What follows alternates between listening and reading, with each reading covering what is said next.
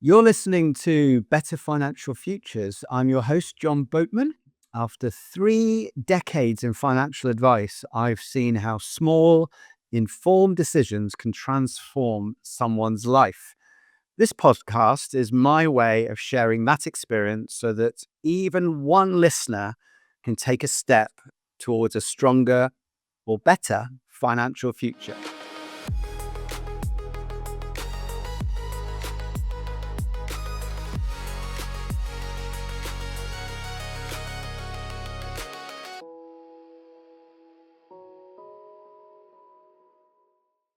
Today, I'm joined by somebody I've recently met, actually, another financial advisor.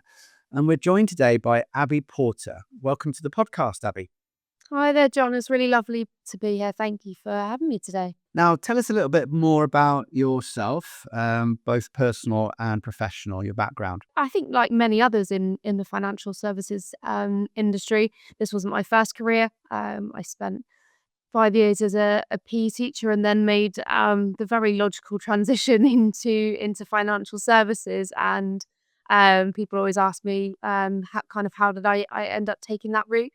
My parents had a advice practice, and I'd always been quite inquisitive about financial advice, and probably for years thought it was all about numbers and sitting behind a laptop, and then really dived into what it actually was, and thought, "Do you know what, this could be a path for me." So decided, 5 years ago, to make that transition across, and haven't really looked back since. I wanted to be a PE teacher, so I'm a bit envious, really, but I never went down that route. I think I was fairly good at PE and sport, but I didn't actually end up going down that route. So we've both obviously got a background of parents who have been involved in finance. My father was a chartered accountant. So how have you found that change? Obviously, there's some exams to take. The exam side of things, kind of getting your head back into the books, all that sort of thing was probably a little bit of a shock to the system at first. But what I really loved, and interestingly, I was in a school on Friday, and one of the students said to me,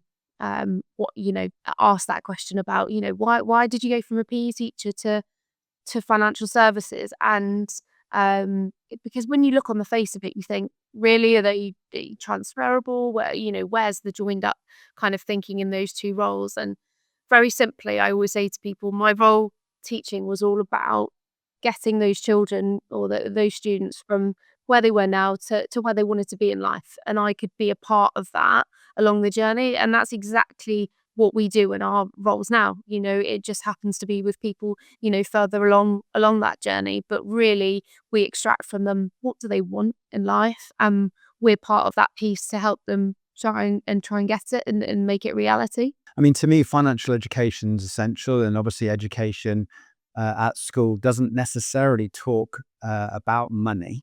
So, just going back to when you were at school, which was not as long ago as myself, did you learn about money at school? Do you know what? I don't have any recollection, and potentially there was a little bit in there, but for me, there was nothing that really stood out in terms of financial education, and I suppose where my attitudes towards money and my understanding have all come from has been my parents, and I'm fortunate that they were in that industry. One of my regrets probably is not listening to them enough when I was younger, because they were my parents and I was stubborn, so I didn't want to listen to what they were going to tell me. But no, for me, really, it wasn't part of my education, and that's a reason why I'm so passionate about it now, is because in the world we're in today, it's such a vital skill that people, young adults need. And one of your previous guests, I think, was talking about, it's really up to parents to try and help shape that for children, which I think it absolutely is, and it's a responsibility of parents to try and educate themselves. But a lot of parents didn't have that at school either, so they're almost playing catch up as well. And as I said, that's why for me it is a real passion. Yeah, I share your thoughts on that, and I think it's such a good way to be, in that we're educating and we can educate each other and learn along the way. And I'm sure you've learned quite a lot in a short space of time. with different circumstances of people. Just wanted to talk about, we're both in financial services, we're both financial advisors. I just want to talk quickly about the perception of us as financial advisors, and the myth, I suppose, that you need to be wealthy to receive financial advice. And I know we do work sometimes, which is, pro bono or free or whatever you want to call it. And you've obviously been talking in schools and things like that. Just from your perception coming into the industry, and also as a woman coming into the industry, because you probably noticed it's a lot of older males it's dominated by financial advice. Sorry, guys, but it's true.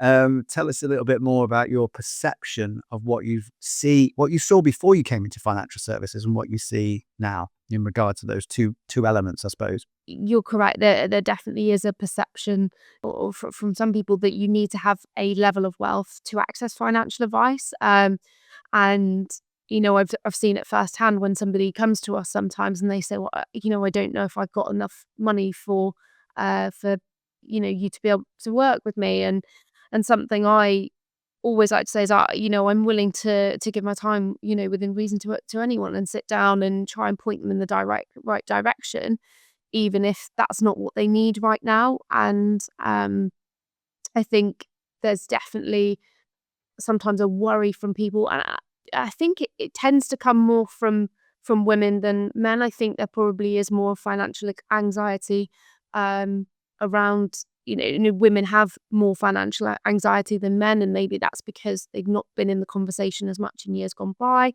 and that's kind of a separate topic and a separate conversation. But I do just really try and reassure them that actually, it's this information needs to be accessible to everyone, at whatever your wealth point. So that's for me. I always say, I'm always open to a conversation. I will always sit down and help somebody, and that's one of the reasons why I came into the industry. So that's always been kind of my viewpoint and our viewpoint as a business on it, that we are here to help. And get that goes back to fundamentally, when we were talking at the start, why do you come into the industry? Because you want to help people. So yeah, that's kind of, I suppose, my standpoint on that. Going back to the kind of female side of things, the stats are coming out now that in the next few years, more wealth than ever will be in the hands of women, and we do need that representation.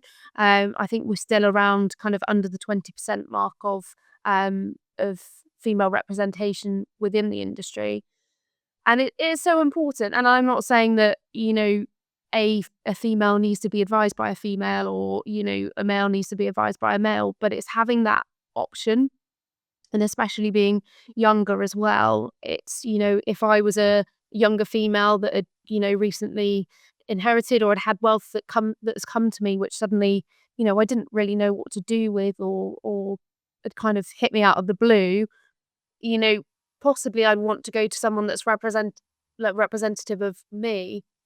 So that's why I feel that it is really important. Is not because I feel that I can necessarily advise any better. It's somebody feeling comfortable having those conversations with me. Yeah, I absolutely agree with that. And I love that. And I love the fact that you can sometimes look at the conversation with fresh eyes. You're relatively new to the industry. You bring something else to the industry from your teaching background. I love what you said about, your standpoint is about helping people. It isn't necessarily all about a transaction ultimately.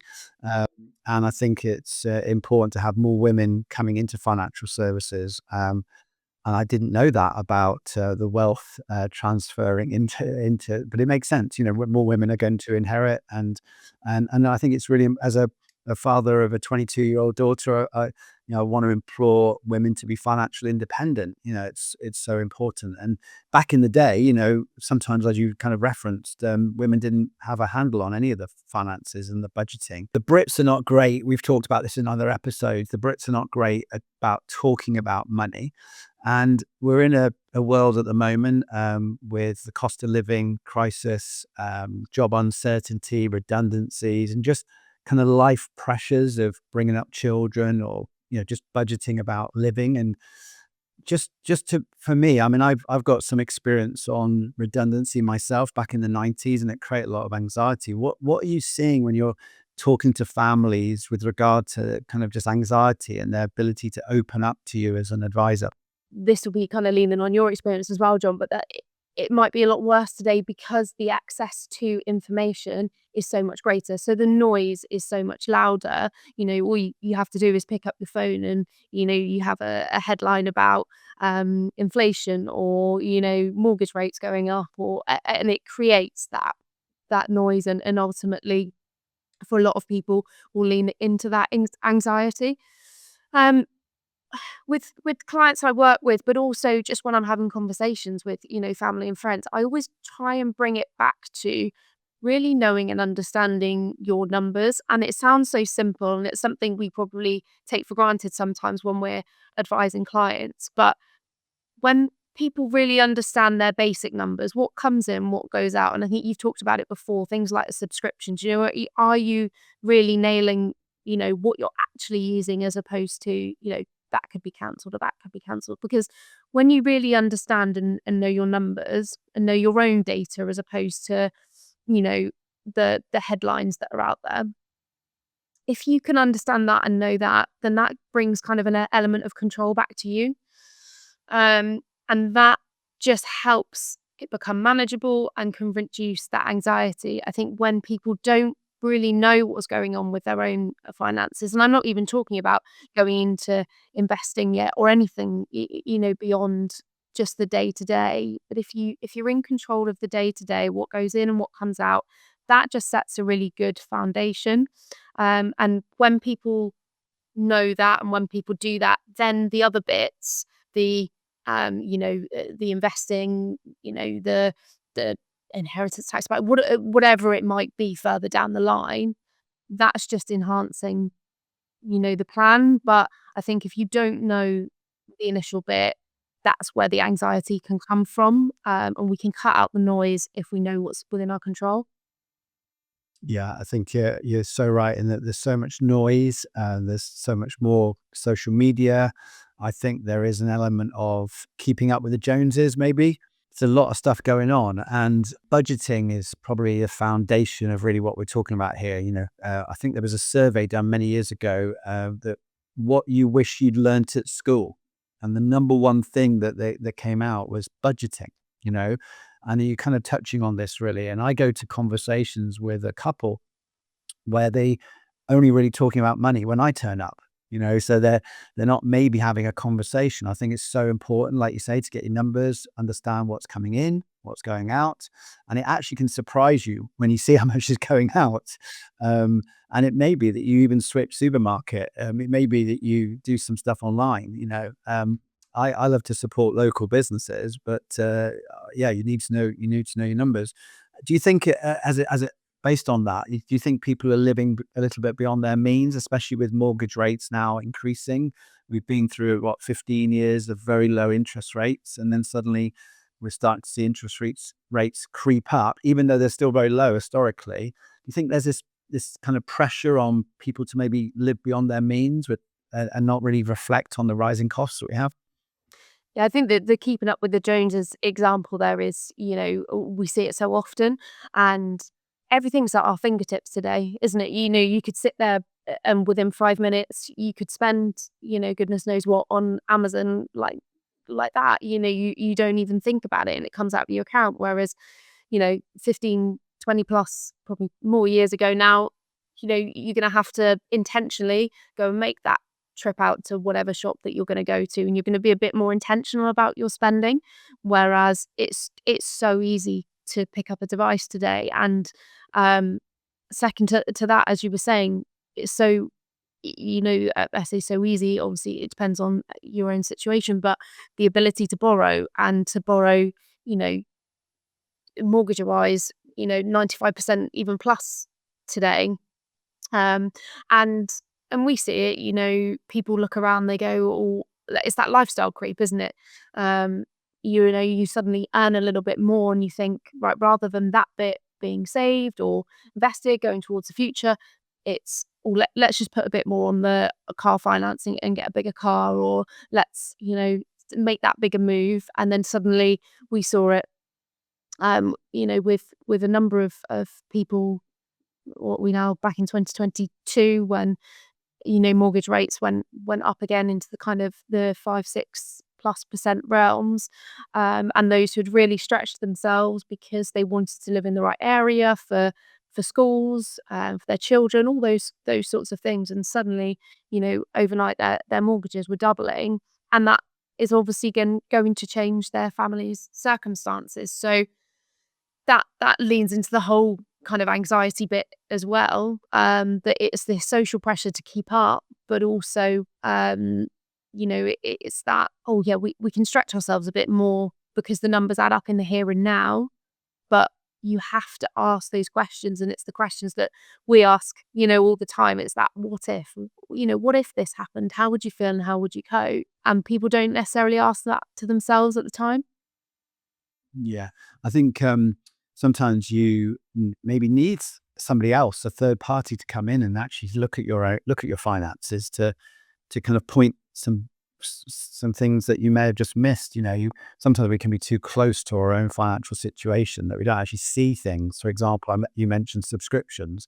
Is there any particular thing that at the moment seems to come up kind of on a regular basis that you're helping people with, that they haven't maybe recognized, or that they haven't reviewed, or they're not aware of, that within your role as a financial advisor? Anything particular that's you're seeing?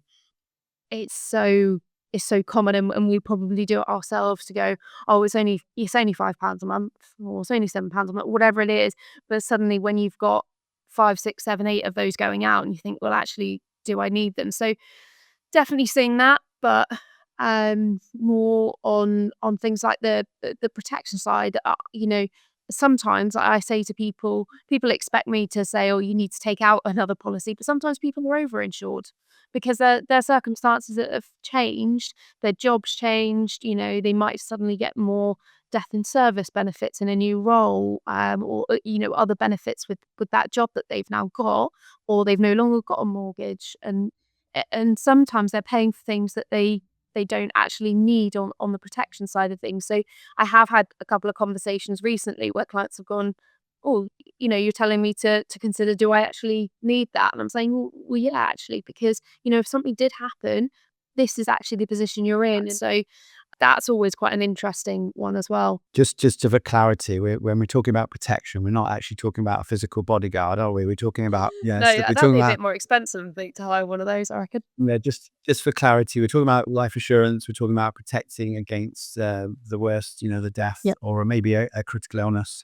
And sometimes I agree with you. Sometimes people can be spending an awful lot of money on insurance, but then on the other side of things, people can insure their car, insure their pets, but not insure themselves. So You're absolutely I think it's correct. so important to regularly review all of these things. I'm not involved in mortgages or protection like yourself. I'm more on the investment and pension side. But again, in that area, I think you would agree with me. It's so important to regularly review things. Now, just on the investment side, and touching again on anxiety, we're going through a very volatile period at the moment in the stock market, with an unfortunate war on the other side of the world, not that far away. Actually, we both just talked before we started recording about the American jets and bombers going over us, because we're in the southwest of England. And we can hear them going over us, and it's a little bit close to home. So just without being too flippant about that, it's a lot of stuff going on that's not good. But as a result of that, we've got stock market volatility, we've got oil price volatility. How do you deal with reassuring people that you deal with, as well as educating them about the volatility and the risk when investing? It's not an easy time for people, and whenever we have market volatility, whatever it's linked to, whatever kind of global events that are going on, it's linked to, it's never easy. And I'm sure, with your experience and through your time in the industry, you've seen that probably more than most, John. But for me, I can only lean on history and the data, and for a lot of our clients, it comes back to what's the plan? What is the end goal? and what is the end, having that end goal in mind of, okay, it's at age 62, we want to be able to retire and life look like this for us. And if a client's sitting, with us and they're worried about it, but, they're 48, we're saying, well, the plan is that money doesn't need to be touched, for a number of X years. So therefore, we know that we're investing for the long term here. We actually need a bit of volatility in the markets. And as long as we educate clients through that, and we relay them what's actually happening and why is this happening, and we don't just gloss over and say, well, yeah, markets go up and down and this is what happens, because that doesn't, it goes back to the education piece. If people are educated, they go, okay, well, I understand then, and therefore the anxiety goes down, and it all links in. If we kind of, fob them off and say, yeah, it's just what happens, they're still sat there with that level of anxiety and lack of understanding. I think the other thing that's really important as well is that when somebody invests for the first time, and this is, I think, where our roles are huge in having that human conversation, is kind of laying out that this will happen during the time that they're going to invest. This is how things are likely to look, because we've seen that pattern before and we're probably going to see it again. So that when it happens, it's not a shock to the system. It's just one of those events and it's just one of those years. But as long as it's in the plan and we're not saying, right, you're retiring tomorrow and markets are down, then we're in an okay space. And hopefully, we would have gone through a bit of a de-risking process. We would have, made those investments a little bit less volatile before those events if they were heading up to retirement. I think for me, if we want better financial futures, we have to consider the options of investing, rather than leaving our money under the mattress or in a bank account. So we have to think about investing, and many people who work a job are investing through a workplace pension or a pension scheme that they have the ability to join through their work, and that money is being invested and is moving up and down with the market. I think for me, if our role is to give people options and then they can decide for themselves and make an informed decision. I always feel that that's my role, is to say, well, these are your choices. I love the way you described it. You're reverse engineering the journey, if you like, of right, this is what you said you wanted to do and when you want to retire. And I do think that especially many people in the UK, we're predominantly talking to people in the UK, obviously as advisors, but somebody in a different country may also see this. And I think in the UK, we don't talk about it, as I touched on before, enough. And I think the worst thing you can do is not to talk about it and understand it, because otherwise you end up in denial about when you might retire. You may not even have a plan. You may be just worrying about today. I've been in periods of my life where I've been made redundant. I couldn't even afford Christmas. And I was worried about the next paycheck, never mind the paycheck and the plan for retirement. So wherever you are financially, I think it's important just to really review where you're at, where you want to go. And sometimes a simple plan can be reassuring and therefore eases the anxiety that you may have.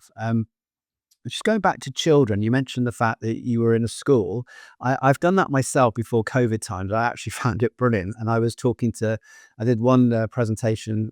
Presentation is the wrong word, but I was talking in front of a class of 7, 8-year-olds, and it was absolutely fascinating being asked things like, will we ever run out of money? Now that's a big question. I won't go down that route, but a little bit more about your visit into the school last week, I think you said. What has really amazed me over the last few years, and I've worked with children right through from, the kind of the youngsters and, age, like yourself, 6, 7, right up through to the young adults just about to leave school, kind of 17, 18 years old. And at every age point, I've been fascinated by the range of knowledge and experience, even just like within the same year group. And that comes back to what are they getting at home and that sort of thing. But I've had some brilliant questions. I think the one that really stands out for me, we were talking about why you might need an emergency fund, and it's probably quite prevalent at the moment, but I was expecting the answers of, well, if your car breaks down, the washing machine breaks, something like that. And actually, what I got was, well, you might need a fund there in case you have to flee because there's a war. And, as I said, very prevalent right now, but it's so interesting how children's minds think. So yeah, we've had some really fascinating conversations. And what I love as well is how they challenge me sometimes. Um, you think that you're gonna get a certain answer, or you think they're gonna go down a certain route, and actually you get something completely different. The the most interesting thing I've seen probably in the last year, where I've gone in as well with the older age groups, is also where they're consuming their information from. And a lot of that is through social media, which I think on one hand is fantastic that there's another source of information that they're now accessing, which we just didn't have in the same way growing up. But on the other hand, it's a space that, you could go online and say whatever you want about money, and you know that the TikTok world, the Instagram world, you don't have to be regulated to go on there and speak about it. So I think we have to be really careful as well, and parents do have a responsibility in looking at what their children are consuming online, and is it a really good education source, or is it something that they need to be taking with a bit more of a pinch of salt? Yeah, I'm glad you mentioned that because we talked about that in one of our previous episodes. The influencers within social media, and there have been some well-known influencers that have been recently fined by the Financial Conduct Authority actually for perceived financial advice or guidance. And this podcast is not really about giving advice because that's all personal to the individual's needs. But I think it's so important what you said there. I find that the younger generation are really savvy with money, with apps and with education, but there is so much out there. It's like where they go with it could end up in a difficult place for them. And I think, especially as I said before, my daughter 22, coming out of university with debt, unfortunately not been able to find a job yet. And it's a tough place to be when you're coming out of university, you really want to get into work, you're carrying some debt into that situation, and you're searching for, I don't know, gold and a quick fix. And there isn't a quick fix, but education's out there. But yeah, I think you're right in saying what you just said. And thank you so much for saying that because I think it's so important. And I think this podcast is trying to give some direction of where you may be able to go for guidance. And you shouldn't be worried about and anxious about talking about money and going to talk to a financial advisor, or even just talking amongst your friends and your peers about money. Because the younger generation doesn't see money, does it? Again, we've talked about this before, but we don't actually physically see money. It's all through an app or thing. And most younger people, under 10, they know how much an iPhone costs or a Samsung costs, but they don't necessarily know how much it costs to get a mortgage, or the interest rates and things like that. Um, so one of my recurring kind of questions, and I have mentioned this to you already, so it's not just throwing this at you, is uh, obviously throughout your young life, not just as a financial advisor, what's your biggest financial mistake that you've made up to this point? I think it is probably something that I've touched on already, but I'd say it's twofold. I would say I had a brilliant resource in my parents when I was younger. Um, and ironically, and this goes back to again something that we've said, we actually didn't talk about money a lot as a family. Um, Even though we were in the industry, that was their day to day. Even before setting up the business, they worked in financial services and the whole life. We didn't talk about it. It wasn't a conversation around the dinner table. So that kind of shows, even people that it's their day to day, it still wasn't a conversation. That's a bit different now, and we do. And it was something that I would encourage. If I go on to have children, it's definitely an open conversation I would have. But when they did talk to me about money, probably later on into my teens, going towards university. I wish I'd paid more attention, because I had that there. I was really lucky. So I would say that would be one thing. And also at that age, even going through university and into my first career, going back to what I said before about knowing my numbers, because all of us can do that.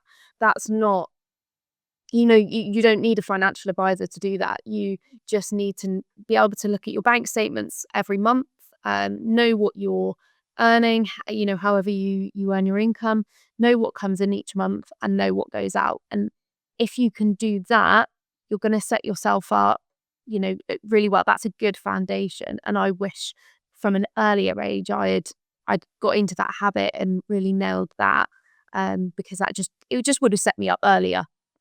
So yeah, definitely that. Is it all right if I spin a question on you, John? Yeah, go for it. We obviously come from within what we do. We're obviously, I say, different ends of the spectrum in terms of I'm really new into the industry. I'm 5 years in.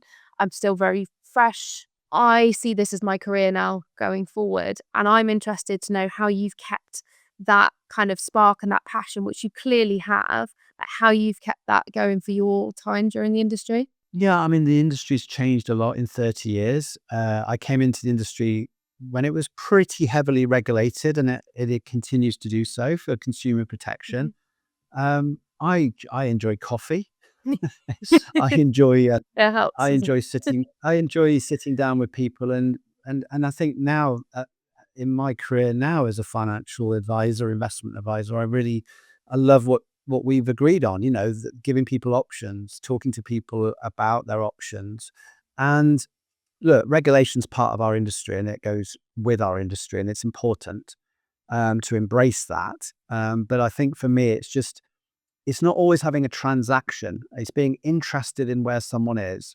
And I used to think anyone could do what I do. And then I've had quite a few people say to me, but no, I don't think we could do what you do. And I think there's a place for people like you and I to reassure people that there is a better way, there is another way, and that they don't need to be anxious about money, even though there may be periods of their life where they are. But wouldn't it be nice to have someone on their shoulder sitting next to them through the journey of life to kind of reassure them of the things they can do? Now, I've experienced, as I mentioned, redundancy. I've experienced credit card debt. I've learnt from my mistakes. Uh, I've had businesses that have failed outside of financial services. And you learn from those situations. And it's so true that you learn more as you make mistakes. And I've never had a complaint in financial services. But I think for me, you learn from interactions with your clients. And sometimes you can learn more from them as well. So it's being interested in people, interested in their circumstances, and telling stories. We don't talk about goals and dreams as much as we did when we were children. And why shouldn't we be talking about this as we approach retirement, whatever that is, And I've learned really, I think, that we can really make a difference and really help people to be reassured in times of volatility, in times of pandemics, in times of a recession, redundancy. AI and innovation are coming. Well, they're with us now, and I think we have to learn to pivot in the world we live in. There's no such thing as a job for life anymore. And if we're not open to change and open to opportunities, we're probably going to get left behind. And we were taught when we were at school and university to work for money, but we weren't taught about money and how it can work for us. So I think it's our duty as financial professionals, and in this particular podcast, to help people realize there is another option and there are things you can do. So appreciate the question. It's great to have a guest asking me a question, and I've gone off on one now. No, it's But really interesting, John. It's really interesting. no, but thank you for that, and I really appreciate it. And I think we're both coming from the same place. We want to really genuinely help people, and I get a real buzz out of helping somebody retire earlier than they thought was possible. And actually, that makes me feel really, really good when I can sit in front of a couple, and I can actually, when they ask me, "Can we afford to retire?" and I say yes, and that's a great feeling to have. And then to see them in retirement in their early 60s rather than their early 70s or even in their 80s. Abi, thank you so much. It's such an interesting conversation. We could probably go on for another half an hour or so, but appreciate you've got people to help and things to do. Really appreciate you coming on. Thank you so much for your time, and we'll catch up very soon. No, thank you so much, John. I've absolutely loved it, and all the best with the rest of your podcast. I think it's great what you're doing. Thank you. Now, my top tip this time is to review your finances and sit down with somebody and talk about budget, your budgeting, your subscriptions, your income and expenditure. So my top tip is sit down with somebody and review your financial situation, whether that's a professional, whether that's a family member. Just sit down and talk about it.